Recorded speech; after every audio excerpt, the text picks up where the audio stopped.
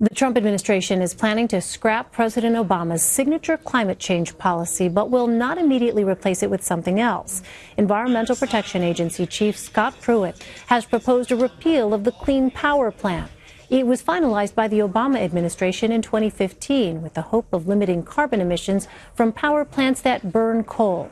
Janet McCabe is a senior law fellow at the Environmental Law and Policy Center and former EPA acting assistant administrator for the Office of Air and Radiation. She joins me now from Indianapolis. Welcome, Janet. Hi, Elaine. Thanks for having me. Sure. Well, you helped create the Clean Power Plan. In a statement, the EPA's Scott Pruitt said the rule exceeds the agency's authority under the Clean Air Act. Can you explain what the EPA's authority is when it comes to regulating carbon emissions? Yeah, absolutely. And the Clean Air Act is all about reducing air pollution that harms human health.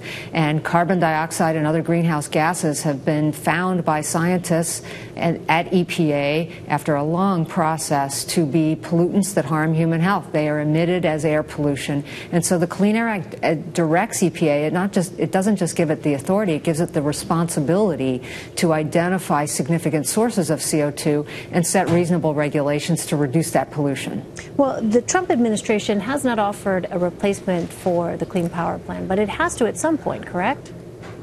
Well, it hasn't. You're right. What it said in the proposal today is that they're considering whether and when to solicit views on whether the Clean Power Plan should be replaced. The fact that CO2 has been found to endanger public health and welfare means that EPA is required by law to go forward and regulate. And if they don't, they will drag this out, and they will likely draw legal challenges to put them on a schedule to do it.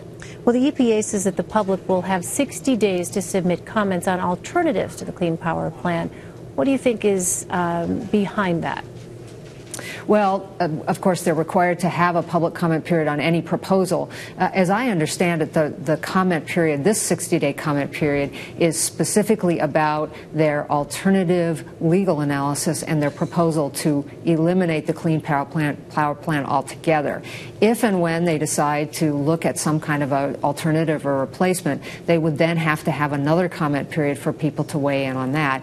But of course, people can take the opportunity now to provide whatever comment they want to the agency about this issue. Well, can the U.S. still meet its commitment to cut carbon emissions without the Clean Power Plan? Well, of course, President Trump has said that he doesn't intend to have the U.S. participate in the Paris agreements. The Clean Power Plan was one significant element of the U.S.'s commitment to reduce carbon as part of the climate talks in Paris. It was certainly not the only program that was going to get us there. The concern I think that people have with respect to Paris is that we are basically ceding our leadership role in the world on this issue to other countries. And is that really where we want to be? Emissions are coming down. They're partly coming down because coal has gotten to be increasingly expensive compared to other forms of fuel, renewables and natural gas. And that's a good thing in terms of air pollution and carbon. But we need clear rules for the industry. They always ask for clear rules on a reasonable trajectory in order to get those emissions down even further. You mentioned the alternative sources of fuel. Well, on Monday, Scott Pruitt said, quote, "The war on coal is over. Will getting rid of the Clean Power Plan help boost the coal industry and return it to levels that we have seen in decades past?" There's been a lot of discussion about this, and nothing that I've seen suggests that the coal industry is in the shape it's in because of environmental regulations, and that eliminating this particular rule is not going to be the answer that's going to save the coal industry. This administration is doing all kinds of things to try to prop up this industry, where we're finding that because of increased cost, increased automation at that industry, there are all kinds of reasons why the coal industry is not thriving. And we are moving on in this country to a clean energy future, which is relying on natural gas, but increasingly on clean, renewable energy.